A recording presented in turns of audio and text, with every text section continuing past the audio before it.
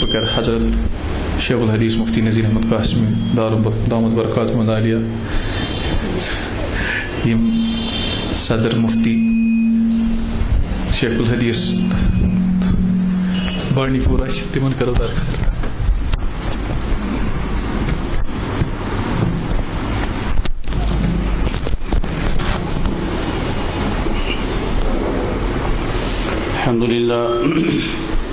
الحمد لله نحمده ونستعينه ونستغفره ونؤمن به ونتوكل عليه ونعوذ بالله من شرور أنفسنا ومن سيئات أعمالنا من يهده الله فلا مضل له ومن يضلله فلا هادي له ونشهد أن لا إله إلا الله وحده لا شريك له ونشهد أن سيدنا ومولانا محمدا عبده ورسوله صلى الله تعالى عليه وعلى آله وأصحابه وأزواجه وذرياته وبارك وسلم تسليما كثيرا كثيرا.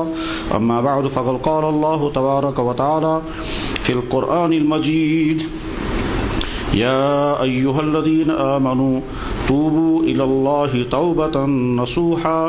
وقال الله تبارك وتعالى: وتوبوا إلى الله جميعا أيها المؤمنون لعلكم تفلحون. وقال الله تبارك وتعالى: ومن لم يتب فأولئك هم الظالمون. وقال الله تبارك وتعالى: كتب ربكم على نفسه الرحمة أنه من عمل منكم سوءا بجهالة ثم تاب من بعده وأصلح فأنه غفور رحيم.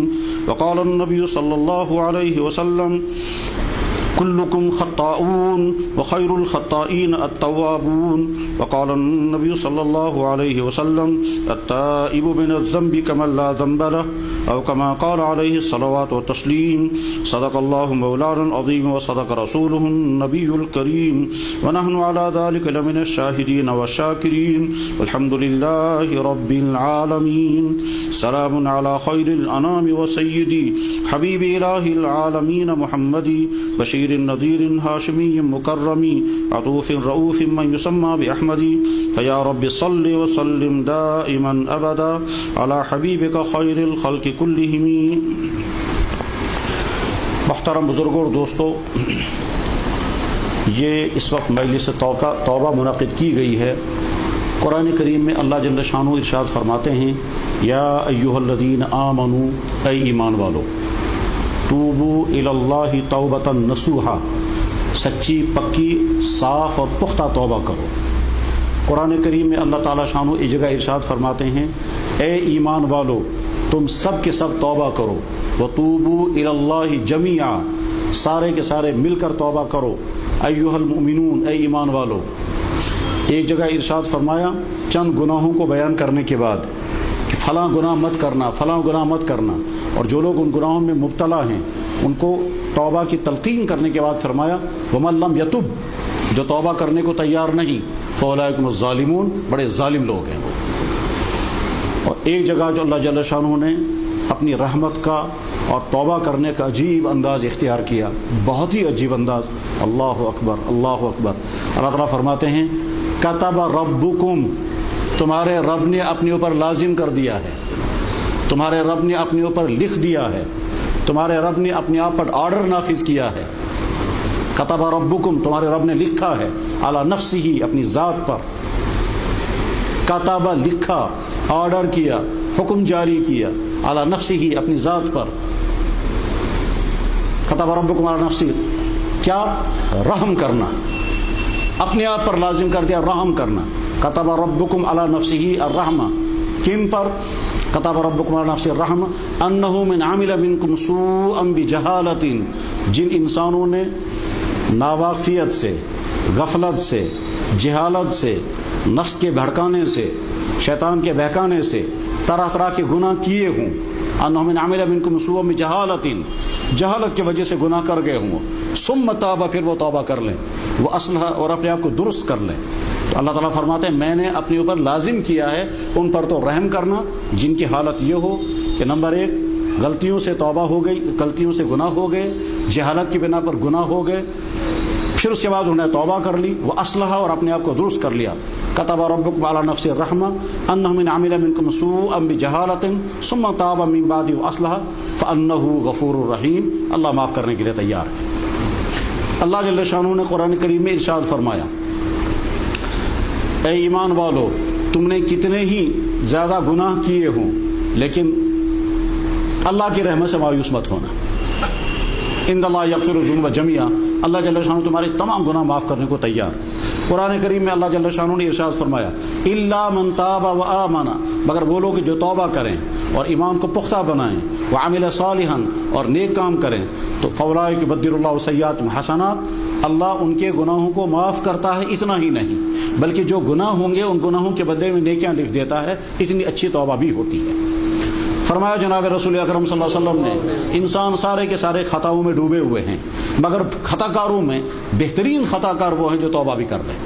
فرمایا جناب رسول اکرم صلی اللہ علیہ وسلم نے، التائب من الذنب کمن لا ذنب لہ، گناہ سے توبہ کرنے والا ایسا ہے جیسے اس نے گناہ کیا ہی نہیں. تو میرے بھائیوں، قرآن کریم میں بے شمار آیات اور احادیث میں بے شمار احادیث اور انبیاء علیہ الصلوۃ والسلام کے واقعات جو قرآن کریم میں بیان ہوئے اور احادیث میں بیان ہوئے، ان میں تفصیل کے ساتھ توبہ کا مضمون بیان کیا گیا، توبہ کرنے کا حکم دیا گیا، توبہ کرنے کی ترغیب دی گئی ہے. اس غرض کے لیے مجلس توبہ منعقد ہوئی. حقیقت یہ ہے کہ توبہ کرنے کا تعلق انسان کے اپنی تنہا ذات سے ہے، کہ انسان کو خود اپنی توبہ کرنی چاہیے، اپنے گناہ کا احساس کرے اور اپنے گناہ کا احساس کرنے کے بعد پھر وہ اللہ سے معافی مانگے. لیکن جب غفلت طاری ہوتی ہے، جب بے حسی بڑھ جاتی ہے، جب گناہ کو انسان گناہ سمجھتا ہی نہیں ہے، قرآن تو کہہ رہا تھا جہالت کی وجہ سے تم سے غلطی ہوئی ہوگی، جان بوجھ کر تم کہاں کرو گے، تم تو ایمان والے ہو. تو مومن تو جان بوجھ کر ہی نہیں سکتا. آخر دنیا میں کون انسان ہے جو جان بوجھ کر کے دیکھتے بھاگتے زہریلی چیزیں کھائے؟ غفلت سے ہی غصے میں آ سکتا ہے، ایسا ہو سکتا ہے. لیکن جب انسانوں کا حال یہ ہو جائے کہ وہ جان کر کے لذت اٹھا کر کے گناہوں میں ڈوبیں اور احساس بھی نہ ہو، غیرت بھی نہ ہو، غفلت اتنی طاری ہو جائے کہ اللہ کی طرف سے کھلی مار آ رہی ہو اور اس کے باوجود سدھار آنے کے حالات نہ بن رہے ہوں، تو اس لیے ضرورت پڑی ان اپنے مسلمان بھائیوں کو جمع کریں اور جمع کرنے کے بعد ان کو احساس دلائیں کہ ہم جس راستے پر چل رہے ہیں یہ راستہ تباہی کا راستہ ہے. وقتی طور پر خوشیاں ہو سکتی ہیں لیکن انجام کار تباہی ہے. قرآن کریم میں اللہ جل شانہ نے نبیوں کے حالات جو قرآن میں بیان کیے ہیں، ان کا ایک بڑا مقصد یہ بھی ہے کہ پچھلی قوموں کی جن غلطیوں کی وجہ سے ان کو تباہ کیا گیا، ان غلطیوں کو ایمان والے اپنی زندگی میں نہ آنے دیں. جس قوم میں جو غلطی، اس غلطی کا تذکرہ کیا گیا، پھر ان کو تباہ کیسے کیا گیا اس کی تفصیل سنائی گئی. ورنہ ایک آدمی سوال کر سکتا ہے کہ آخر قرآن میں اللہ جل شانہ نے قوم نوح کے حالات سنائے، آج کہاں ہے وہ قوم نوح، اور ہمیں ان کی تاریخ کیوں سنائی گئی ہے؟ قرآن کریم میں قوم عاد اور قوم سمود کو برباد کرنے کے حالات سنائے گئے، ہمیں کیوں سنایا جا رہا ہے وہ؟ آج کہاں ہے وہ قوم اور وہ تاریخ کیوں غرض یہ کہ پچھلی قوموں کی تباہیوں کے حالات سنانے کا بڑا مقصد یہی ہے. اور قرآن نے بیان بھی فرمایا، لقد کان لکم فی قصصہم عبرۃ، پچھلے تمام نبیوں کے واقعات اس لیے بیان کیے جا رہے ہیں تاکہ تم عبرت پکڑو، تم سمجھ جاؤ کہ دیکھو تم سے زیادہ طاقتور، تم سے زیادہ حسین و جمیل، تم سے زیادہ حکومتوں والے، تم سے زیادہ عیاشوں والے، تم سے زیادہ ہر اعتبار سے بڑھے ہوئے لوگ جو تھے ان کا نام و نشان میں نے مٹا دیا، کہیں کسی کا نام لینے والا بھی کوئی نہیں. میں اب بھی انہی طاقتوں کے ساتھ آج بھی زندہ ہوں. بلکہ بعض جگہ تو اللہ جل شانہ کا انداز اتنا عجیب ہے. اللہ تعالیٰ فرماتے ہیں جناب رسول اکرم صلی اللہ علیہ وسلم کو مخاطب بنا کر، الم تارا، آپ نے دیکھا کیف فعل ربک بعاد، آپ کے رب نے عاد کا کیا حال کر دیا تھا. الم تارا کیف فعل ربک بعاد ارم ذات العماد، جو بہت اونچی اونچی بلڈنگیں بناتے تھے. وثمود الذین جابوا الصخر بالواد، اور وہ قوم سمود جو پہاڑوں کو کرید کر کے بلڈنگیں بناتے تھے. وثمود الذین جابوا الصخر بالواد وفرعون ذی الاوتاد، اور وہ میخوں والا فرعون اس کے بعد آگے فرمایا فصب علیہم ربک صوت عذاب، اللہ نے عذاب کا کوڑا ان پر چلایا. اور آگے فرمایا ان ربک لبالمرصاد، یاد رکھیں آپ کا رب تمام مجرموں کو دیکھ رہا ہے کون کیا کر رہا ہے، جب چاہے وہ مروڑ دے گا. ان ربک لبالمرصاد، مرصاد کا پورا ترجمہ کرنا بہت مشکل ہے. مرصاد کا مطلب ہوتا ہے کہ مجرموں کو دیکھتے رہنا اور انتظار کرنا، اگر یہ سدھر جائے تو ٹھیک، اگر نہیں سدھرے گا تو میں دبوچ لوں گا اس کو. یہ لفظ اللہ تعالیٰ نے استعمال فرمایا، لیکن تذکرہ کیا پچھلی قوموں کا ایمان والوں کا تذکرہ نہیں کیا. پچھلی قوموں کا تذکرہ کرنے کے بعد فرمایا ان ربک لبالمرصاد، اللہ جل شانہ انتظار میں ہے کون کیا کرے گا اور کس طرح سے بتاؤ، اور ساری قوم کو تباہ کر سکتا ہوں، افراد کو بھی تباہ کر. لیکن ایمان والوں کو جب مخاطب بنایا تو یہ کہا قل، آپ کہہ دیجئے یا عبادی، اے میرے بندو، الذین اسرفوا علی انفسہم، تم نے کتنے ہی طرح طرح کے گناہ کیے ہیں، کتنے ہی طرح طرح کی زیادتیاں تم سے ہوئی ہیں، مگر لا تقنطوا من رحمت اللہ، اللہ سے مایوس مت ہونا، ان اللہ یغفر الذنوب جميعا، اللہ تمہارے سارے گناہ معاف کرنے کے لیے تیار ہے. میرے بھائیوں، تو اصل میں تو ہونا یہ چاہیے تھا کہ تنہائیوں میں بندہ اللہ کے سامنے اپنے آنسو بہائے اور اپنے گناہوں کو اللہ کے سامنے پیش کرے، یا اللہ مجھ سے فلاں گناہ ہوا ہے، فلاں گناہ ہوا ہے. اور اس گناہ کے کرنے میں اللہ کی دی ہوئی یہی باڑی استعمال ہوئی ہے جو باڑی اللہ نے بطور امانت کی دی تھی، اور دینے کے بعد پھر یہ بھی کہا تھا اس کا غلط استعمال مت کرنا.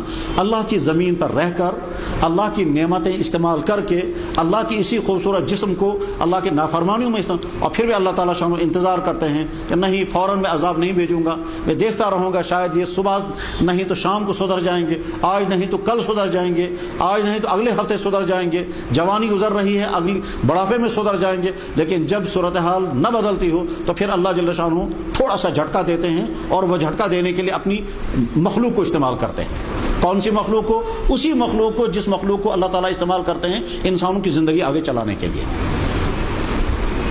پانی اللہ کی نعمت، اور اسی سے دنیا کی زندگی آگے چلتی ہے، بلکہ جہاں پانی نہیں ہے وہاں زندگی ہے ہی نہیں. وجعلنا من الماء كل شيء حي، ہم نے پانی ہی کے سہارے زندگی قائم کی ہے. چنانچہ انسانوں کی زندگی، جانوروں کی، کیڑے مکوڑوں کی، درختوں کی، پلانٹس کی، نباتات کی، حیوانات کی، تمام کی زندگی پانی پر کھڑی ہے. اور جہاں پانی نہیں ہوتا ہے وہاں ریگستان ہوتا ہے. لیکن اللہ جل شانہ اسی پانی کو جو تمہارے لیے ضروری ہے اسی پانی کو استعمال کرتے ہیں پھر تب ان قوموں کو تباہ کرنے کے لیے جب انسان سدھرتے نہیں ہیں. ہوا انسان کے لیے ضروری اور بے انتہا زیادہ ضروری، اس کے بغیر جی نہیں سکتا بلکہ زندہ ہی نہیں رہ سکتا ہے. تو جس ہوا کو اللہ نے انسان کو زندہ رکھنے کے لیے پیدا کیا اور بھیجا اور اس کا بیلنس رکھا ہے کاربن ڈائی آکسائڈ اور آکسیجن کے ساتھ، اسی ہوا کا طوفان چلتا ہے، اور طوفان چلنے کے بعد جس قوم کو چاہتا ہے تباہ کر دیتا ہے، جس قوم کو چاہتا ہے ملیا میٹ کر کے رکھ دیتا ہے. تو میرے بھائیو، اولاً تو ایمان والوں سے گناہ ہونے ہی نہیں چاہیے. ایمان والوں کی زندگی تو ایسی ہونی چاہیے تھی جس سے اللہ بھی ہر وقت راضی، اللہ کے نبی بھی راضی. قیامت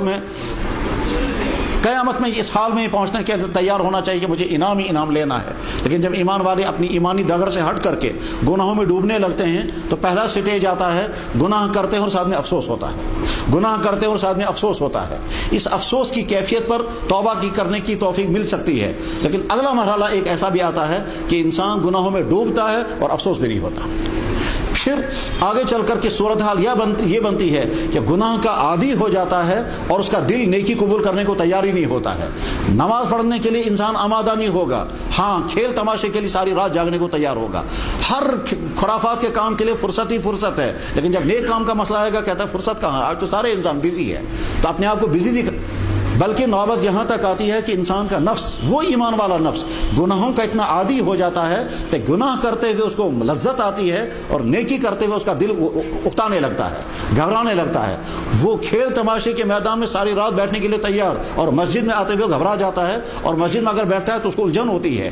اور یہ علامت ہوتی ہے کہ اندر سے ایمان اتنا کمزور ہو چکا ہے، اتنا کمزور ہو چکا ہے کہ ایمان والی مجلس میں بیٹھنے میں انسان کو اضطراب ہو جاتا ہے، اور فسق و فجور، ناچ گانے، شراب کی محفل، آوارگی، قلبوں میں رات گزارنے میں اس کو مزہ آنے لگتا ہے. تو گناہ کے کام میں مزہ آنے لگتا ہے اور نیکی کے کام میں انسان کو دل نہیں لگتا ہے، طبیعت اکھڑ جاتی ہے، مزاجی آمادہ نہیں ہوتا ہے. اگر امام صاحب نے ذرا سی لمبی قرات کی، مقتدی سارے تنگ آ جاتے ہیں اتنی لمبی قرات کیوں کرتا ہے. اور یہی بیمار والا رات کو گانے کی محفل میں بیٹھتا ہے، 100 مرتبہ گانا گایا جا رہا ہے، ایک ہی چیز، وہ کبھی اکتاتا نہیں ہے، ساری رات جو جاگنے کے لیے تیار ہے، بلکہ صبح کو کہتا ہے کہ رات چھوٹی ہو گئی، ابھی بہت سارا گانا باقی ہے. مزاج اتنا بگڑ جاتا ہے ایمان والے کا مزاج. جب صورتحال یہ بنتی ہے تو پھر ضرورت پیش آتی ہے ایمان والوں کو آمادہ کریں، ان کو جمع کریں، ان کو احساس دلائیں، اور خود اپنے اندر احساس پیدا کریں کہ اللہ نے کتنی نعمتوں سے ہمیں نوازا اور ان نعمتوں کی ناقدری ہم سے کس طرح سے ہو رہی ہے، اور کس طرح سے ہم اپنی زندگی ایسی گزار رہے ہیں جس سے ہم اپنے آپ کو اللہ کے عذاب کا مستحق بنا رہے ہیں. قرآن کریم ہے وَمَن لَّمْ يَتُبْ فَأُولَٰئِكَ هُمُ الظَّالِمُونَ، جو توبہ کرنے کو تیار نہیں وہ تو بڑے ظالم ہیں. ظالم کس پر ظلم کر رہے ہیں وہ؟ نعوذ باللہ من ذالک، اللہ پر تو نہیں ہو سکتا ظلم، پھر کس پر ظلم؟ کا تم اپنے آپ پر ظلم کر رہے ہو، کیونکہ تم اپنے آپ کو تیار کر رہے ہو خدا کے عذاب کا سامنا کرنے کے لیے، اور تم کر نہیں سکو گے سامنا۔ اللہ اکبر۔ جناب رسول اکرم صلی اللہ علیہ وسلم اپنی دعاؤں میں کبھی کبھی ایسی عجیب دعائیں مانگتے تھے کہ پڑھتے ہوئے آدمی حیران ہو جاتا ہے کہ اللہ کے نبی نے یہ دعا کیوں مانگی۔ مثلا اللہ کے نبی علیہ السلام نے دعا فرمائی، یا اللہ میں چاہتا ہوں آپ مجھ سے راضی ہو جائیں، یا اللہ میں چاہتا ہوں میں آپ کی ناراضی سے بچ جاؤں، اللہ من نسألک کا رضا کا، یا اللہ میں سوال کرتا ہوں آپ مجھ سے راضی رہیں، ونعوذ بک من غضبک، اور میں حفاظت چاہتا ہوں آپ کے غضب سے، آپ کے غصے سے، وسخطک، اور آپ کی پکڑ سے۔ اللہ کے نبی علیہ السلام کو پکڑ آنے والی کہاں تھی؟ یہ تو امکان ہی نہیں ہے، کہیں سوچا ہی نہیں جا سکتا کہ نعوذ باللہ من ذالک اللہ کے نبی علیہ السلام کو پکڑ آ سکتی تھی، مگر اللہ کے نبی علیہ السلام نے دعا کرتے ہوئے اللہ من نسألک کا رضا کا، یا اللہ میں آپ کی رضا چاہتا ہوں، آپ مجھ سے راضی رہیں۔ اگر یہ تو نہیں کہا اللہ کے نبی نے اگر مجھ سے گناہ ہو جائیں، کیونکہ اللہ کے نبی تو گناہوں سے معصوم، یقیناً معصوم، مگر اس نبی کو بھی اللہ نے فرمایا وقل، آپ کہیں رب اغفر، اے اللہ مجھے معاف کر دے، وارحم، اور مجھ پر رحم فرما۔ قرآن کریم میں آیت ہے وقل، اللہ فرما رہے ہیں کہیے آپ رب اغفر، اے اللہ مجھے معاف کر دے، وارحم، اور رحم فرما، وانت ارحم الراحمین۔ مدینہ منورہ میں حضرت نبی علیہ الصلوۃ والسلام آخری ایام میں تھے، دنیا سے رخصت ہونے کا وقت بالکل نزدیک ہے، اشارات بھی بیان ہو چکے تھے، بلکہ بعض دفعہ آپ نے ظاہر بھی کر دیا تھا۔ اور بخاری میں حدیث ہے کہ جناب رسول اکرم صلی اللہ علیہ وسلم نے ایک مرتبہ حضرت عائشہ صدیقہ رضی اللہ تعالیٰ عنہ سے یوں فرمایا، عائشہ، اللہ نے اپنے ایک بندے سے پوچھا کہ تمہیں دنیا میں رہنا ہے یا دنیا سے واپس آنا ہے، تو اس بندے نے اللہ کے پاس جانے کا فیصلہ کر لیا، تو اللہ کے ہاں جانے کو پسند کر لیا۔ حضرت عائشہ فرماتے ہیں میں نے یہ سوچا کہ جناب رسول اکرم صلی اللہ علیہ وسلم کسی اور انسان کے بارے میں یہ بات فرما رہے ہیں، یہ ان کے ذہن میں نہیں آیا کہ حضور اپنے بارے میں کہہ رہے ہیں۔ خیر، اب آخری دن تھے، سورہ اذا جاء نصر اللہ نازل ہو چکی تھی، جناب رسول اکرم صلی اللہ علیہ وسلم ممبر پر تشریف فرما ہیں، اور آپ نے سورہ اذا جاء نصر اللہ تلاوت فرمائی۔ جب آپ نے تلاوت فرمائی جس میں اللہ تعالیٰ فرماتے ہیں اللہ کی مدد آئے گی، مکہ فتح ہو گیا، قوموں کے قومیں لوگ اسلام میں داخل ہوں گے، آپ پر اللہ کی نصرت نازل ہوگی، یہ تین انعامات، مکہ فتح ہوگا، اذا جاء نصر اللہ، اللہ کی مدد آئے گی، ورأیت الناس یدخلون فی دین اللہ افواجا، اور آپ دیکھیں گے لوگ فوج در فوج اسلام میں داخل ہوں گے، اس میں مکہ بھی فتح ہو جائے گا۔ فسبح بحمد ربک، آپ اس وقت اللہ کی تسبیح کریں، واستغفر، اور اسے استغفار کریں۔ مکہ فتح ہونا اللہ کا بہت بڑا احسان، فوجوں کا فوج، گروپوں کے گروپ، علاقوں کے علاقے لوگ اسلام میں داخل ہو جائیں، یہ بھی اللہ کا احسان اور کارنامہ، اور اللہ کی طرف سے نصرت آئے یہ بھی کارنامہ۔ مکہ فتح ہونا یہ کارنامہ ہے، فوج در فوج لوگ اسلام میں داخل ہو جائیں یہ بھی کارنامہ ہے۔ اس کے بعد اللہ تعالیٰ فرما رہے آپ استغفار کریں، تو استغفار کس چیز پر؟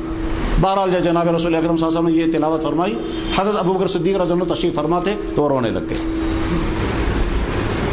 صحابی ہیں، ان کا نام ہے حضرت ابو سعید خدری رضی اللہ تعالی عنہ، وہ کہتے ہیں میں بار بار ابو بکر صدیق کو دیکھتا رہا، سوچتا رہا اس بڑے بزرگ کو رونا کس بات پر آ رہا ہے۔ یہ تو اللہ نے اس سورہ کے اندر 3 بشارتیں دی ہیں، تو ان 3 بشارتوں پر تو خوشی کی چیز ہے، یہ ابو بکر صدیق رو کیوں رہے ہیں؟ خیر، جناب رسول اکرم صلی اللہ علیہ وسلم اسی ممبر پر بیٹھے ہوئے دیکھ لیا ابو بکر صدیق کی آنکھوں سے آنسو گر رہے ہیں۔ حضور بھی سمجھ گئے کہ ابو بکر کیوں رو رہے ہیں، اور ابو بکر نے ظاہر نہیں کیا کہ میں کیوں رو رہا ہوں، مجھے کیوں رونا آ گیا۔ بہرحال جب جناب رسول اکرم صلی اللہ علیہ وسلم سمجھ گئے کہ ابو بکر صدیق کو رونا کیوں آ رہا ہے، تو اس وقت اللہ کے نبی علیہ السلام نے ممبر پر بیٹھ کر فرمایا کہ سب سے زیادہ مجھ پر احسان اس ابو بکر کا ہے۔ پھر فرمایا اگر میں کسی کو جگری دوست بناتا تو اسی ابو بکر کو بناتا، لو کنت متخذا خلیلا لاتخذت ابا بکر، اگر میں کسی کو جگری دوست بناتا تو ابو بکر کو بناتا، لیکن ابو بکر کا مجھ پر بہت زیادہ احسان ہے۔ اور اس نے فرمایا کہ مسجد کی تمام کھڑکیاں بند کر دو، صرف ایک کھڑکی کھلی رکھو جو ابو بکر صدیق رضی اللہ عنہ کے گھر سے مسجد میں آنے کی کھڑکی ہے، وہ اس کو کہتے ہیں خوخائے ابو بکر صدیق رضی اللہ تعالیٰ عنہ۔ بعد میں حضرت ابو بکر صدیق رضی اللہ عنہ سے پوچھا گیا کہ حضرت آپ کو رونا کس بات پر آیا تھا؟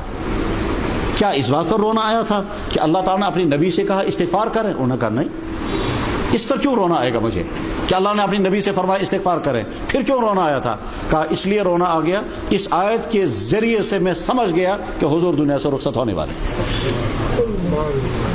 اس میں تو کہیں نہیں لکھا ہے کہ آپ دنیا سے رخصت ہونے والے ہیں، کہ ہاں اس میں لکھا ہوا کہیں نہیں ہے، لیکن مطلب اس کا یہی ہے۔ چنانچہ بخاری ہی میں حدیث ہے، حضرت عبد الرحمن ابن عوف رضی اللہ تعالیٰ نے حضرت عمر ابن خطاب سے ایک مرتبہ پوچھا۔ حضرت عمر ابن خطاب امیر المومنین تھے، اور وہ جب اہم معاملات کی میٹنگ کرتے تھے تو خاص بڑے بڑے صحابہ کو بلاتے تھے اور وہ مشورہ سامنے رکھتے تھے اور پھر اس کے بعد فیصلہ لیتے تھے۔ تو جتنے اہم معاملات سامنے آتے تھے، بڑے بڑے تجربہ کار صحابہ جو معمر تھے، جو تجربہ کار تھے، جنہوں نے حضور کے ساتھ بہت سارا زمانہ گزارا تھا، جنہوں نے مختلف سفروں میں آپ کا ساتھ دیا تھا، غرض یہ کہ جنہوں نے اسلام کا مشکل دور بھی دیکھا تھا، اسلام کے فتوحات کا دور بھی دیکھا تھا، بہت جہاں دیدہ اور تجربہ کار انسان تھے، ان کو بلاتے تھے، مشورہ کرتے تھے۔ اس مشورے کی میٹنگ میں کبھی کبھی ایک نوجوان کو بھی بلاتے تھے۔ نوجوان کا نام ہے عبداللہ ابن عباس رضی اللہ تعالیٰ عنہ۔ یہ ذہن میں رہنا چاہیے کہ اللہ کے نبی علیہ السلام جب دنیا سے رخصت ہوئے تو عبداللہ ابن عباس کے بارے میں کہنا مشکل ہے کہ وہ بالغ ہوئے بھی تھے یا نہیں۔ ہو سکتا ہے بالغ ہوئے ہوں گے، ہو سکتا ہے بالغ بھی نہیں ہوئے جب اللہ کے نبی دنیا سے رخصت ہو چکے تھے۔ تو گیا عبداللہ ابن عباس چھوٹا لڑکا، نوجوان ہے، کیونکہ عبداللہ ابن عباس رضی اللہ عنہ کہتے ہیں کہ جب اللہ کے نبی علیہ السلام حج کر رہے تھے، کنت ناحست الحلم، میں بالغ ہونے کے قریب تھا۔ تو جب حج کے موقع پر عبداللہ ابن عباس بالغ ہونے کے قریب ہیں، اور حج ہوا ہے ذی الحجہ کے مہینے میں، تو ذی الحجہ کے بعد محرم اور صفر، ربیع الاول کے مہینے میں اللہ کے نبی دنیا سے رخصت ہو گئے۔ تو ان 2-2.5 مہینے میں ہو سکتا ہے وہ بالغ ہوئے ہوں گے، ہو سکتا ہے نہ ہوئے ہوں گے۔ اگر ہوئے ہوں گے تو ہے تازہ بالغ ہوئے ہیں۔ یہ عبداللہ ابن عباس کم عمر تھے۔ حضرت عمر ابن خطاب جب بڑی میٹنگ کرتے تھے تو اس میٹنگ میں اور کسی نوجوان کو نہیں بلاتے تھے، عبداللہ ابن عباس کو بلاتے تھے۔ ایک مرتبہ عبد الرحمن ابن عوف رضی اللہ تعالیٰ نے فرمایا، حضرت آپ اس بڑی میٹنگ میں بڑے بڑے شیوخ، بڑے بڑے صحابہ کو بلاتے ہیں، اس لڑکے کو کیوں بلاتے ہیں آپ؟ اس سے بڑا تو میرا بیٹا ہے۔ تو حضرت عمر ابن خطاب رضی اللہ عنہ نے فرمایا، ٹھیک ہے، میں بتاؤں گا میں کیوں بلاتا ہوں اسے۔ چنانچہ ایک مجلس میں حضرت عمر ابن خطاب رضی اللہ تعالیٰ نے بڑے بڑے صحابہ سے پوچھا، بتاؤ جی، اذا جاء نصر اللہ والفتح، یہ آیت نازل ہوئی تھی نا، سورت پوری، جی ہاں، اس سورت کے اتارنے کا مقصد کیا تھا؟ کسی نے کہا جی اس سورت کے اتارنے کا مقصد تھا مکہ فتح ہونے کی بشارت سنانا۔ دوسرے سے پوچھا، آپ بتائیے اس سورت کے نازل ہونے کا مقصد کیا تھا؟ انہوں نے کہا جی اس میں مقصد یہ تھا کہ ملکوں میں اسلام پھیلے گا، قوموں کی قومیں اسلام میں داخل ہو جائیں گے، یہ بشارت دینی تھی۔ حضرت عمر نے فرمایا، اور تم بتاؤ جی۔ ایک صحابی کو پوچھتے رہے، اخیر میں عبداللہ ابن عباس سے پوچھا، ابن عباس تم بتاؤ اس سورت کے نازل ہونے کا مقصد کیا تھا؟ انہوں نے کہا، فیہ اجل رسول اللہ، اس میں اللہ نے اشارہ دے دیا ہے کہ نبی کو دنیا سے واپس ہونا ہے۔ تو حضرت عمر ابن خطاب کہتا ہے بالکل یہی مطلب ہے، مگر مطلب تو کہیں سمجھ میں نہیں آ رہا ہے۔ غرض یہ کہ جناب رسول اکرم صلی اللہ علیہ وسلم جب دنیا سے رخصت ہونے والے تھے، اس وقت اللہ نے جو خاص حکم دیا، وہ خاص حکم کیا ہوا؟ اب آپ استغفار کریں، فسبح بحمد ربک واستغفر، پھر فرمایا انہ کان توابا، وہ توبہ قبول کرنے کے لیے ہر وقت تیار۔ یہ اشارہ دیا کہ جب انسان کا بڑھاپا شروع ہو جائے، بڑھاپا شروع ہونے کے بعد پھر انسان کی فکر ہونی چاہیے، اب اللہ مجھے معاف کر دے اور زندگی میں سدھار آنا چاہیے۔ مگر میرے بھائیوں، ہمارے ہاں صورتحال یہ ہے، جہاں مسلمانوں کی اکثریت، اللہ اکبر، اللہ معاف فرمائے، میرے بھائیوں صورتحال ہماری یہ ہے، کوئی ایک مسلمان بھی ایسا نہیں ہے جس کو یہ معلوم نہ ہو کہ اللہ نے کتنی چیزیں مجھ پر فرض کی ہیں، اور کوئی ایک مسلمان بھی ایسا نہیں ہے جو یہ کہے کہ مجھے نہیں معلوم ہے اللہ نے کتنی چیزیں حرام کی ہیں۔ جتنے اہم فرض ہیں ہر مسلمان جانتا ہے، چاہے پڑھا لکھا ہو، چاہے ان پڑھ ہو، چاہے شہر کا ہو، چاہے گاؤں کا ہو، ذہین سے ذہین ہو یا بالکل اجڑ جاہل ان پڑھ ہو، ہر مسلمان جانتا ہے ہر ایمان والے پر کون کون چیزیں فرض ہیں، اور ہر مسلمان جانتا ہے کون کون سی چیزیں اللہ نے میرے لیے حرام کر دی ہیں۔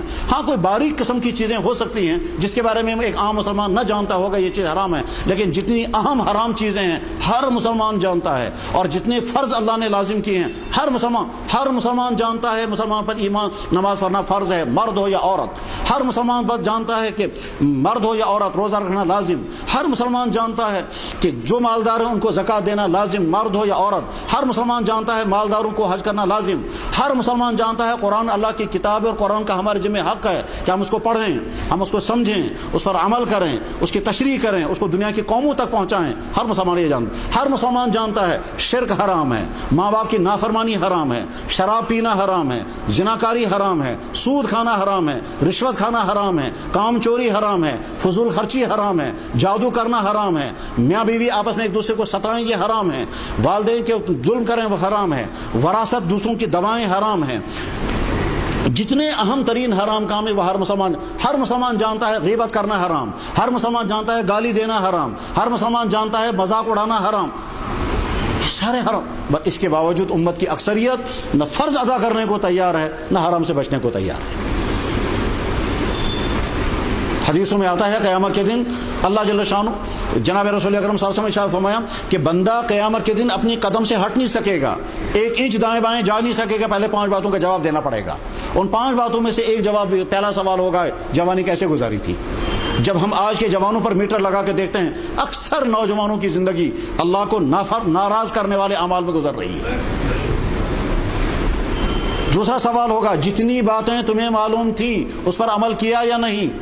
تمہیں معلوم تھا نماز فرض ہے، جی ہاں سنا تھا، کس سے سنا تھا کہ جی گھر میں بھی سنا تھا، سکول میں بھی سنا تھا، مسلمان بھی کہتے تھے، مسجدوں میں بھی اعلان ہوتا تھا ہر مسلمان پر نماز فرض ہے، تو نماز کا حساب دے دو کتنی نمازیں تم نے پڑھی اور کتنی چھوڑی، اور جو چھوڑی ہیں وہ جان بوجھ کر چھوڑی ہیں یا عذر کی بنا پر چھوٹی ہیں۔ عذر کی بنا پر چھوٹی ہوں گی، بیماری کی بنا پر چھوٹی ہوں گی، صبح کو جاگ نہیں سکے اس لیے چھوٹی ہوں گی، ان نمازوں کو ہم الگ رکھتے ہیں۔ لیکن جو تم نے جان بوجھ کر کے چھوڑی، تم صحت مند تھے، کوئی کام نہیں تھا لیکن سستیوں کی بنا پر تم چھوڑی، کھیل کے لیے تمہارے پاس وقت تھا نماز کے لیے نہیں، ٹی وی دیکھنے کے لیے تمہارے پاس وقت تھا نماز کے لیے نہیں، ناچ گانوں کے لیے تمہارے پاس وقت تھا نماز کے لیے نہیں، تو جان بوجھ کر تم نے کتنی نمازیں چھوڑی اس کا حساب دو۔ پھر تم نے اپنی آنکھوں سے کتنا گناہ کیا اس کے حساب دو، تم نے اپنی زبان سے کتنے گناہ کیا اس کا حساب دو، تم نے اپنے کانوں سے کتنی میوزکیں سنی اس کا حساب، ایک ایک تم نے جو پیسہ کمایا اس کمانے میں تم نے کیسے کن کن چیزوں سے اپنے آپ کو بچایا اس کا حساب، اور خرچ کہاں کہاں کیا اس کا حساب دو۔ تو میرے بھائیو جب حساب دینے پر جب حساب شروع ہو جائے گا تو خطرہ اس بات کا ہے کہ آج کی امت مسلمہ کی اکثریت اس حساب میں ناکام ہو جائے گی، اس لیے کہ وہاں یہ نہیں کہہ سکیں گے اللہ ہمیں پتہ ہی نہیں تھا۔ اللہ تعالیٰ فرمایا جتنی باتیں تمہیں معلوم تھی بس اسی کا بچے جاؤ، میں تم سے یہ نہیں پوچھوں گا جو بات تمہیں معلوم تھی ہی نہیں اس پر تمہیں عمل کیا یا نہیں، میں سے بھی یہ پوچھتا ہوں جتنی باتیں تمہیں معلوم تھی ان کا مجھے حساب دے دو، کہ جو باتیں تمہیں سنی تھی، تم کو تمہارے کانوں تک پہنچی تھی، تم ایمان والے تھے اور وہ بات تم تک پہنچی تھی قرآن کے ذریعے سے، میرے نبی کے ذریعے سے، کتابوں کے ذریعے سے، واعظوں کے ذریعے سے، تم نے بار بار تمہارے کانوں، اسی کا مجھے حساب دے دو، کتنا تم نے عمل کیا اس پر جتنا تمہیں معلوم تھا۔ ایک سوال ہوگا جوانی کیسے گزاری، دوسرا سوال ہوگا جتنا تمہیں معلوم تھا اس پر تم نے عمل کیا یا نہیں، اور تیسرا سوال ہوگا مال کمایا کیسے، کمائی کی ڈیٹیل مجھے بتاؤ کہ کمانے میں تم نے کیا کیا کیا، تمہاری کمائی کا سورس اگر ملازمت تھی اس ملازمت میں تم نے کتنی کام چوری کی اور کتنا تم نے رشوت کھائی اور کتنا تم نے کام نہیں کیا پھر بھی تنخواہ کھاتے رہے، اور اگر تمہارا سورس تھا بزنس اس بزنس میں مجھے بتاؤ کہاں کہاں دھوکہ تم نے کیا، کتنے فراڈ مال تم نے قسم کھا کر کے بیچے ہیں، میرا نام بیچ میں استعمال کرتے تھے، میرا نام میرے نبی کا نام استعمال کر کے، میری قسم میرے نبی کے قسم کھا کر ڈپلیکیٹ مال تم اوریجنل کے نام پر بیچتے تھے، ایکسپائر مال جو ہے جو تم بیچتے تھے، لوگوں کو زہر بیچتے تھے، لوگوں کو نقصان پہنچنے والی چیزیں بیچتے تھے، فراڈ کر کے بیچتے تھے، وہ ساری ڈیٹیل اور اگر تمہارا سورس انڈسٹری تھی، صنعت، چیز بنانا اور پھر بیچنا، یہ چیز بنا کر کے بیچنے میں تم نے کتنی ملاوٹ کی اس میں، اور لوگوں کو بتایا کہ یہ فریش مال ہے اور اس میں کتنی ملاوٹ کر کے تم بیچتے تھے اور خریداروں کو کیسے دھوکہ دیتے تھے۔ غرض یہ کہ ہر کمائی والا اپنی کمائی کے حساب پیش کرنے پر مجبور ہوگا۔ اللہ تعالیٰ فرمائیں گے من این تکتسب، مال کیسے کیسے تم نے کمایا اور کہاں کہاں تم نے خرچ کیا، خرچ کرنے کی ڈیٹیل مجھے بتاؤ، تم نے کتنا خرچ کیا عیاشیوں پر، فحاشیوں پر، غلط چیزوں پر، غلط میسیجیں پاس کرنے پر، جہاں جہاں تم نے پیسہ خرچ کیا، تم ٹور کرنے کے لیے گئے جن کا کوئی مقصد نہ تھا، صرف عیاشی فحاشی تھی، تو تم نے کتنا کہاں سے کمایا اور کہاں خرچ کیا، اور آخری سوال یہ ہوگا کہ تمہاری زندگی کا مقصد کیا تھا، تم اپنی ساری زندگی کا خلاصہ مجھے بتاؤ، تم نے زندگی گزاری کیوں تھی؟ یا اللہ ہم نے زندگی گزاری تھی کھانا کھانے کے لیے، عیش کرنے کے لیے، مزے اڑانے کے لیے، کہا نہیں، ایمان والوں کی زندگی عیش کرنے مزے کرنے نہیں تھی۔ اگر تمہارے پاس تنگ دستی تھی تو تنگ دستوں کے لیے نمونہ تھا میرے نبی کی تنگ دستی کا حال، اور اگر تمہارے پاس دولت آئی تھی تو تمہارے لیے نمونہ تھا وہ میرے صحابہ جو دولت مند تھے اور دولت مندی کی زندگی انہوں نے گزاری، مگر ان کی زندگی کیسی تھی۔ غرض میرے بھائیوں یہ مجلس توبہ منعقد کرنے کی مجبوری اس لیے پڑتی ہے کہ ایمان والوں کے اندر اتنی بے حسی طاری ہو گئی ہے، اتنا اللہ کا خوف جیسا ہونا چاہیے۔ قرآن کریم میں اللہ تعالیٰ بار بار فرماتے ہیں تم کیسے مطمئن بیٹھے ہو میری پکڑ سے، میں تو جب چاہوں گا تمہیں پکڑ سکتا ہوں اور تم بچا نہیں سکو گے اپنے آپ کو۔ بلکہ یہ جگہ اللہ تعالیٰ فرماتے ہیں کہ میں وقفے سے چھوٹے چھوٹے عذاب بھیجوں گا تاکہ تم سمجھ جاؤ، وَلَنُذِيقَنَّهُم مِّنَ الْعَذَابِ الْأَدْنَىٰ، چھوٹا والا عذاب بھیجوں گا تاکہ تم سمجھ جاؤ، دون العذاب الاکبر، بڑی سزا سے بچ جاؤ گے۔ کہتے ہیں جب انسان کے ایک حصے میں خدا نخواستہ کینسر ہو جائے تو باقی باڈی کو بچانے کے لیے اس حصے کو کاٹ دیتے ہیں، کیونکہ باقی باڈی کو بچانا ہوتا ہے۔ بس ٹھیک اسی طرح سے میں چھوٹا والا عذاب بھیج دوں گا تاکہ تم سنبھل جاؤ، سدھر جاؤ، اور سدھرنے کے بعد پھر تم میری رحمت کے مستحق بن سکو گے۔ لیکن اگر چھوٹا عذاب بھیجنے کے بعد تم سنبھل نہ سکے تو اس کے بعد پھر دوسرے قسم کا عذاب آئے گا، اس سے بھی اگر سنبھل نہ سکے پھر تیسری قسم کا عذاب آئے گا، اور اگر سدھار بالکل نہیں آیا تو اللہ معاف فرمائے، پھر کبھی اللہ تعالیٰ شان و فیصلہ کرتے ہیں، اس ملک کو صاف کرتے ہیں۔ چنانچہ پچھلی قوموں میں بھی ایسا ہوا ہے اور امت مسلمہ کے اندر بھی ایسا ہوا ہے۔ امت مسلمہ میں فرق اتنا ہو اللہ نے رکھا ہے کہ ایسا عذاب اللہ تعالیٰ شان نہیں بھیجیں گے کہ ساری امت ختم ہو جائے۔ یہ دعا جناب رسول اکرم صلی اللہ علیہ وسلم نے کی تھی کہ یا اللہ آپ کا قانون یہ ہے کہ جب بندے آپ کی نافرمانی سرکشی کے ساتھ کرتے ہیں، سرکشی کے ساتھ کرنے کا مطلب سننے کوئی تیار نہیں ہے کہ یہ گناہ ہے، ان کا دل ہی قبول نہیں کرتا ہے کہ یہ چھوڑنے کی چیز ہے۔ ایک ہے انسان کوئی غلطی کرے اور دل میں احساس ہے غلط کر رہا ہو، مجھے نہیں کرنا چاہیے، لیکن اپنے آپ کو روک نہیں پا رہا ہے تو کر رہا ہے گناہ، لیکن دل میں احساس ہے۔ اور ایک ہے دل میں احساس ختم ہو جائے اور اس گناہ کرنے میں لطف آنے لگے اور وہ بات سننے کو بھی تیار نہ ہو کہ یہ کوئی غلط چیز ہے، اور اگر کوئی کہے گا یہ غلط ہے، اللہ نے منع کیا، اللہ کے نبی نے منع کیا، تو یا تو اس کے دل میں خیال آئے گا کیوں اللہ نے منع کیا، یا دل میں خیال آئے گا کیوں نبی نے منع کیا، اس کے بغیر زندگی میں مزہ ہی کیا ہے، اور کبھی خیال آئے گا غلط کیا انہوں نے منع کیا ہے، کبھی ایک قدم اور آگے بڑھ کر خیال آئے گا 1500 سال پہلے آئے انہوں نے کیوں منع کیا، یہ دین آج چلنے والا نہیں، ان کا قانون آج ہمارے لیے سوٹیبل نہیں۔ آپ پوچھیں گے کیا ہے صاحب، ہم مسلمان ہیں، لیکن اندر خیالات یہ ہیں کہ نبی کی بات سوٹ ہی نہیں کرے گی، ہضم ہی نہیں ہوگی۔ ڈاکٹر کہے گا فلانی چیز آپ استعمال مت کریں، کہا بہت اچھا ٹھیک ہے صاحب، اور نبی کہیں گے یہ چیز آپ استعمال کرو، کہنے لگا نہیں اس کے بغیر چل ہی نہیں سکتا۔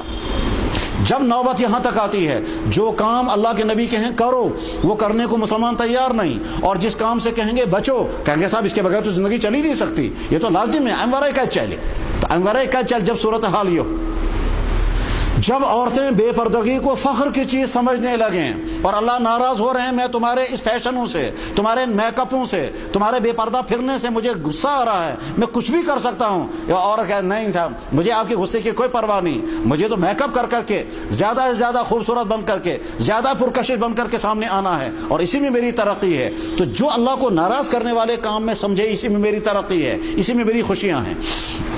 جب کہا جائے کہ صاحب یہ تو حرام دولت آپ کما رہے ہیں، کہا اس کے بغیر نہیں۔ بخاری میں حدیث ہے، اللہ کے نبی علیہ السلام نے فرمایا لَيَأْتِيَنَّ عَلَى النَّاسِ زَمَانٌ، لوگوں پر ایسا دور آنے والا ہے، لا يُبَالِ الْمَرْءُ، انسان پرواہ نہیں کرے گا اس بات کی، ما اخذ من المال، مال کہاں سے لے رہا ہے، ام من الحلال ام من الحرام، حلال آئے یا حرام اس کی پرواہ نہیں، بس آنا چاہیے۔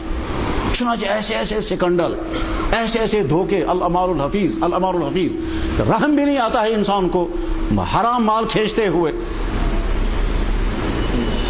اس کے تجربے سامنے جب آتے ہیں تو آدمی حیران ہو جاتا ہے کہ حرام مال کھانے پر آدمی کا نفس کتنا بگڑ جاتا ہے۔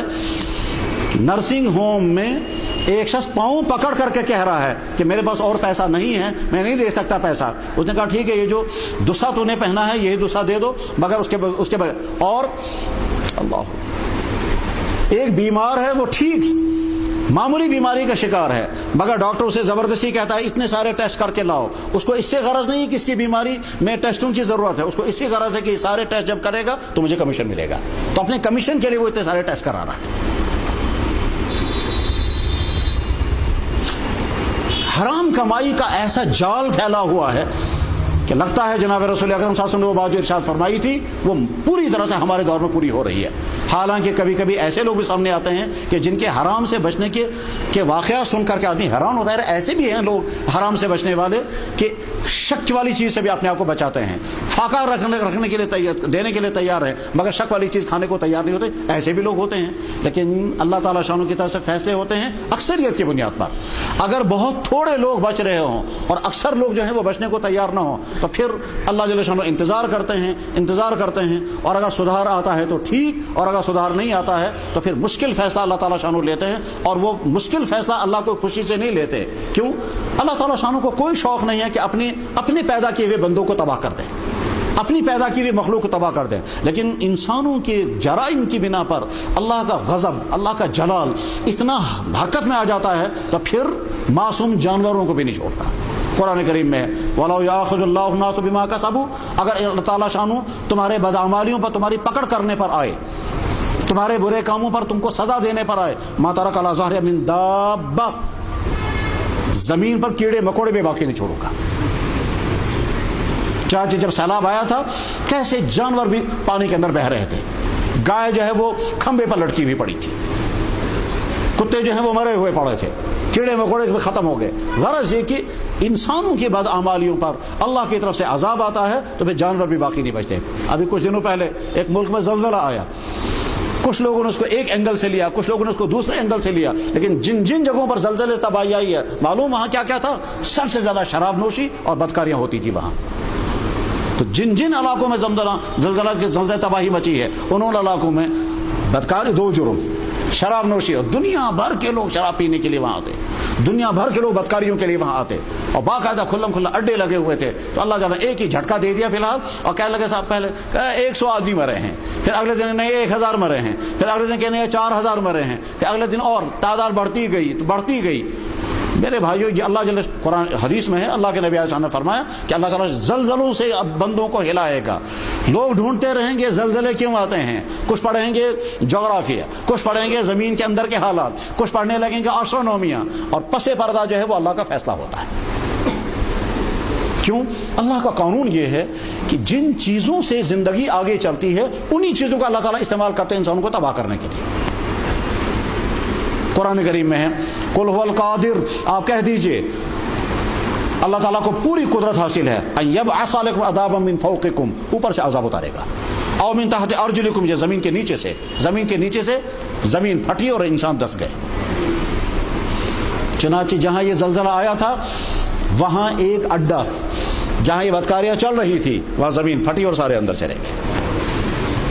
اور یہ وہی کے ایک عالم نے مجھے بتایا جو اس وقت اسی ملک میں ہے، وہیں کا باشندہ ہے وہ، اور وہ عالم ہے وہاں کا، اسے بتایا کہ لگا جی عبرتناک واقعات۔ ہم نے کہا ہمارے ہاں کشمیر میں بھی عجیب واقعات ہوئے تھے جب سیلاب آیا تھا، آپ کے ہاں بھی ہوئے ہوں گے۔ اس نے کہا جی میں فون پر بتا رہے تھے، کہنے لگا جی ایک جگہ یہ بہت برا کام ہو رہا تھا، وہاں زلزلے سے زمین ہلتی گئی، اس کے بعد پھر اچانک وہ زمین پھٹی اور اندر چلے گئے۔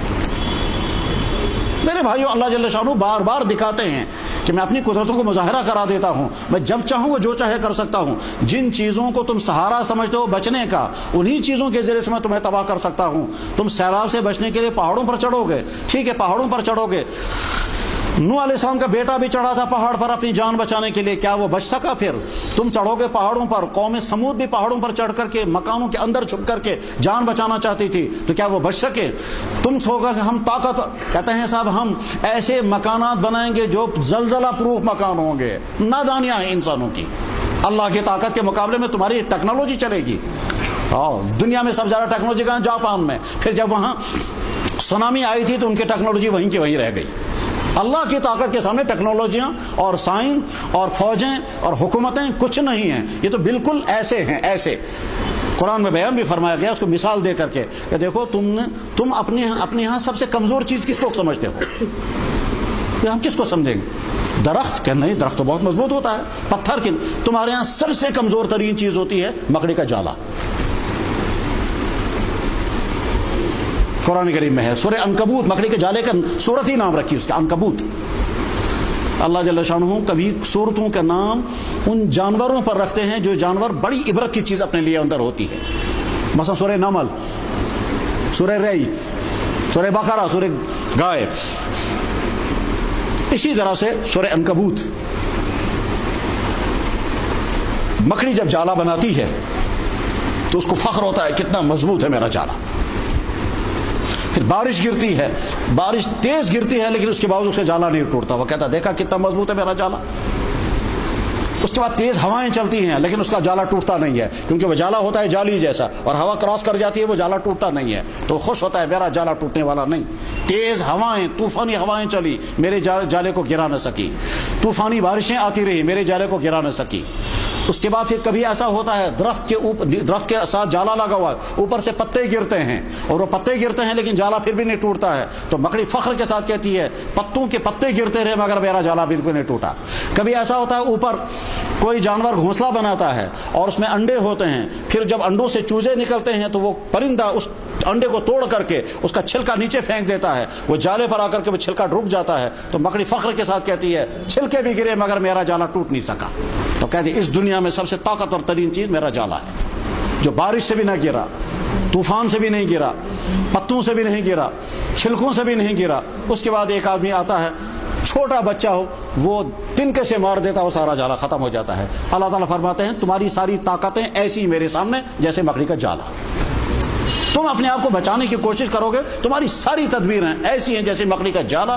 تمہارے سامنے مکڑی کا جالا کتنا کمزور ہے، اس نے تو فخر کیا تھا بڑا مضبوط ہے، لیکن تمہارے سامنے اس کی کوئی حیثیت نہیں ہے۔ بس ٹھیک اسی طرح سے میرے سامنے تمہاری حکومتیں، تمہاری فوجیں، تمہاری ٹیکنالوجی، تمہاری سائنس، تمہاری بچنے کی تدابیر، کچھ بھی تدبیر نہیں ہے۔ وَمَكَرُوا وَمَكَرَ اللَّهُ، انسان بچنے کی تدبیر کرتا ہے، اللہ اپنی تدبیر کرتا ہے جب وہ فیصلہ کرنے پر آتا ہے تباہ کرنے کے لیے۔ تو میرے بھائیوں، ایک طرف سے ہماری زندگی، پوری قوم کی زندگی، اللہ، کیا یہ حقیقت نہیں ہے کہ آج کے مسلمانوں کی اکثر بے نمازی ہے؟ کیا یہ حقیقت نہیں ہے کہ آج کے اکثر دولت مندوں کی دولت عیاشوں پر خرچ ہوتی ہے، زکوٰۃ دینے کو تیار نہیں؟ کیا یہ حقیقت نہیں ہے کہ آج کے اکثر مسلمان قرآن ہاتھ میں اٹھاتے بھی نہیں ہیں؟ کیا یہ حقیقت نہیں ہے کہ آج کے اکثر مسلمانوں کو اپنے نبی کی سیرت بھی معلوم ہی نہیں ہے؟ کیا یہ حقیقت نہیں ہے کہ آج کے اکثر مسلمان کمائی میں حلال و حرام کی کوئی تمیز نہیں کرتے؟ کیا یہ حقیقت نہیں کہ آج کے اکثر نوجوان ان برے کاموں میں ہیں جن برے کاموں کو اللہ نے بھی، اللہ کے نبی نے بھی حرام کیا ہے، اور یہ نوجوان ماننے کو بھی تیار نہیں، سننے کو بھی تیار نہیں، چھوڑنے کی تو بات ہی نہیں ہے۔ میرے بھائیوں، معاملہ یہی تک نہیں ہے، اس سے بھی آگے معاملہ جا چکا ہے، اور وہ عام لوگوں کو پتہ بھی نہیں ہے۔ صورتحال یہاں پہنچ چکی ہے، یہاں باقاعدہ کچھ گروپ کام کرتے ہیں اور وہ اعلان کرتے ہیں کھول کر کے خدا بھی جھوٹا ہے، محمد بھی جھوٹے ہیں، اور مسلمانوں کے گھروں کے نوجوان ہیں۔ اور مجھے لڑکے نے بتایا تقریباً 1500 لڑکے ہم نے ٹریس کر لیے ہیں، وہ اس خیال کے ہیں، اور وہ یہاں یہی کام کر رہے ہیں، لڑکوں کو کنفیوز کرنا اور کہیں دنیا کا سب سے بڑا فراڈ ہے خدا اور دنیا کا سب سے بڑا فراڈ ہے محمد، نعوذ باللہ۔ جب کسی ملک میں صورتحال یہ بنے اور نہ ان کو سمجھانے کی فکر ہو، نہ ان کو صحیح راستے پر لانے کی فکر ہو، جب کھلم کھلا خدا، فرعون نے بھی کہا تھا کہاں ہے تو اگر ہے، پھر اللہ جل شانہ نے جب اپنا عذاب بھیجا تھا، فرعون اعلان کر کے کہا کہیں کوئی خدا نہیں ہے، بلکہ اس نے تو تیر بھی مارے تھے، اگر کہیں اوپر ہوگا تو میں اس کو تیروں سے مار کر نیچے گراؤں گا۔ جب یہ سرکشی ہوتی ہے تو پھر اللہ جل شانہ کچھ دن تک تو برداشت کرتے ہیں۔ میرے بھائیوں، کیا ہماری اکثریت ایسی نہیں ہے؟ یہاں کے دفتروں کے اکثر ملازم کرپشن میں پھنسے ہوئے ہیں، اس میں کوئی شک نہیں۔ یہاں کے بازاروں میں عموماً غیر شرعی کاروبار ہوتا ہے، چاہے چیزیں وہ ہوں جن کے خرید و فروخت حرام ہیں، چاہے حلال کاروبار ہو، مگر اس میں بھی غیر شرعی چیزیں ہوتی ہیں، اس میں بھی شریعت کے قانون کی خلاف ورزی ہوتی ہے۔ کیا یہ حقیقت نہیں ہے کہ کشمیر کے لوگ جتنی انڈسٹری تیار کرتے ہیں اس میں فراڈ بہت زیادہ داخل ہو گیا ہے؟ یہاں اللہ تعالیٰ شاہ نے پھل عطا کیے ہیں، یہاں کے پھلوں کا کاروبار کرنے والے اتنے دھوکے دے رہے ہیں کہ باہر کے لوگ جو ہیں وہ لعنتیں بھیجتے ہیں کہ اللہ یہ کشمیریوں کا پھل آتا ہے، اوپر سے ہوتا ہے 1 کلاس، نیچے سے ہوتا ہے ملاوٹی، اوپر سے ہوتا ہے 1 کلاس کا سیب، نیچے سے ہوتا ہے 3rd کلاس کا سیب، پیٹی میں لکھا ہوتا ہے 1 کلاس۔ کشمیریوں کے ہاں شال بنتے ہیں، نام رکھیں گے صاحب پشمینے کا شال ہے، اور اس میں دوسری قسم کی ملاوٹیں ہوتی ہیں۔ کشمیری جو ہے وہ قالین بناتے ہیں، ان میں سے اکثریت کا حال یہ ہے کہ اس میں ملاوٹیں کرتے ہیں، اور جتنا بڑا ہونا چاہیے اتنا نہیں، بتاتے کچھ اور ہیں، ہوتا کچھ اور ہے، اور خریدنے والوں کو پتہ ہی نہیں چلتا ہے۔ ایک شخص نے ابھی کچھ دنوں پہلے، پچھلے ہفتے، وہ بمبئی سے آئے تھے، کہنے لگے صاحب ہم نے یہاں سے بڑے اچھی طرح سے دیکھ بھال کر کے ہم نے پشمینے کے شال خریدے، بعد میں ہاؤس بوٹ پہ گئے، اس نے کہا تو سارے نقلی ہیں۔ اب پھر ہم نے کہا اچھا آپ ہی اصلی دلوا دو، اس نے کسی اور سے اصلی دلوا دیے، پھر دوسرے کسی آدمی نے کہا یہ بھی نقلی ہیں۔ غرض یہ کہ جب صورتحال ہماری یہ ہو، کاش ایسا ہوتا کہ باہر کے لوگ آ کر کے ہمارا بزنس دیکھ کر کہتے ہیں ایمان کی اسلام سچا دین ہے، ہمارا ایسا بزنس ہوتا، یہاں کے نوجوانوں کو دیکھ کر کے کہتے ہیں ہمارے نوجوان ایسے بننے چاہیے، مگر صورتحال وہ نہیں ہے۔ اس لیے مجلس توبہ منعقد کی جاتی ہے تاکہ ایمان والوں کو سمجھائیں کہ ایمان والوں، اللہ نے ہم کو نعمت عطا فرمائی، اور ان نعمتوں کو ذہن میں رکھ کر کے ذرا سا سوچیں، اور وہ سوچیں اس طرح سے، فرض کریں یہ تو دنیا میں ویسے ممکن نہیں ہے، لیکن ہم 2 منٹ کے لیے فرض کرتے ہیں، دنیا میں کیا ممکن نہیں ہے؟ ایسا ممکن نہیں ہے کہ اللہ تعالیٰ شاہ دنیا میں آ کر ہم سے گفتگو کرے، یہ تو نہیں ہو سکتا، یہ تو آخرت میں ہوگا۔ یہ تو دنیا میں ممکن نہیں کہ ہم اپنی ان آنکھوں سے اللہ کو دیکھیں، ہاں آخرت میں ہوگا۔ صحابہ نے عرض بھی کیا تھا یا رسول اللہ حل نرا ربنا، کیا ہم قیامت کے دن اللہ تعالیٰ شانوں کو دیکھیں گے؟ تو اللہ کے نبی علیہ السلام نے فرمایا، بخاری میں حدیث ہے، اللہ کے نبی علیہ السلام نے فرمایا حل تزامون فی رؤیت القمر لیلۃ البدر لیس دونه سحاب، کیا تمہیں 14ویں رات کی رات میں 14 رات کے چاند کو اس وقت دیکھنے میں کوئی مشکل پیش آتی ہے جب آسمان میں کہیں بادل بھی نہ ہو. صحابہ نے عرض کیا کوئی مشکل نہیں آتی. آپ نے فرمایا کذالک ترون ربکم، اسی طرح تم اپنے رب کو دیکھو گے، لیکن یہ آخرت میں ہوگا، دنیا میں نہیں. لیکن 2 منٹ کے لیے ہم فرض کرتے ہیں کہ اگر اللہ تعالیٰ شانوں کی طرف سے اطلاع میں آ رہا ہوں اور میں تم سے ملاقات کروں گا، تم سے کچھ بات کرنی ہے، اور پھر ہمارا سامنا ہو گیا، اس کے بعد اللہ تعالیٰ ہم سے پوچھیں گے میں نے تمہیں جسم عطا کیا تھا؟ کہ جی ہاں جسم عطا کیا تھا. میں نے تم کو جس دن پیدا کیا اس دن دنیا میں ہزاروں کیڑے مکوڑے پیدا ہوئے ہوں گے؟ کہ جی ہاں پیدا ہوئے ہوں گے. جنگلی جانور درندے پرندے پیدا ہوئے ہوں گے؟ جی ہاں. کیڑے مکوڑے پیدا ہوئے ہوں گے؟ ہاں جی. کتے بلیاں بھی پیدا ہوئے ہوں گے؟ ہاں. میں اگر چاہتا تم کو ان میں پیدا کر سکتا تھا، مگر میں نے تم کو ان میں پیدا نہیں کیا، میں نے تم کو انسانوں میں پیدا کیا. یہ صحیح ہے؟ ہم کہیں گے جی ہاں صحیح ہے. تم نے مجھے کوئی درخواست دی تھی یا تمہارا کوئی حق تھا مجھ پر کہ مجھے تمہیں پیدا کرنا اور انسان ہی بنانا ہے؟ کہ جی نہیں، ہم نے درخواست بھی نہیں تھی، ہم درخواست دے بھی نہیں سکتے تھے، ہم تو گزارش بھی نہیں کر سکتے تھے، ہم تو تھے ہی نہیں جب ہمیں پتہ ہی نہیں تھا. تو ہم ریکویسٹ ہی اگر کرتے تو کیسے کرتے؟ آپ نے اگر ہمیں انسان بنایا تو یہ آپ کا فیصلہ ہوا، آپ کی مہربانی ہوئی. اگلا سوال، جس دن تم پیدا ہوئے انسان بن کر، اسی دن ہزاروں انسان پیدا ہوئے ہوں گے، اسی دن ہزاروں انسان پیدا ہوئے ہوں گے ایمان سے محروم گھروں میں. یہ صحیح ہے؟ کہ جی ہاں صحیح ہے. وہ آئندہ ساری زندگی ایمان سے محروم رہے؟ کہ جی ہاں محروم رہے. اگر میں چاہتا اسی گھر میں تم کو پیدا کرتا، تم بھی کہیں ٹیکے لگانے والوں میں ہوتے، کہیں پتھروں کو جھکنے والے ہوتے، کہیں تم کیڑے مکوڑوں کو خدا ماننے والے ہوتے. اس دنیا میں، جس دنیا میں تم تھے، اس دنیا میں ایسے لوگ بھی تھے کہ جو مردوں کی پیشاب گاہوں کو کہتے تھے یہ ہمارا خدا ہے. اس دنیا میں ایسے لوگ بھی تھے جو عورتوں کی شرم گاہوں کو کہتے تھے یہ ہمارے خدا ہیں. میں نے تم کو ان میں پیدا نہیں کیا، میں نے تم کو پیدا کیا اپنی نبی کی امت میں، محمد رسول اللہ کی امت میں. تم نے کوئی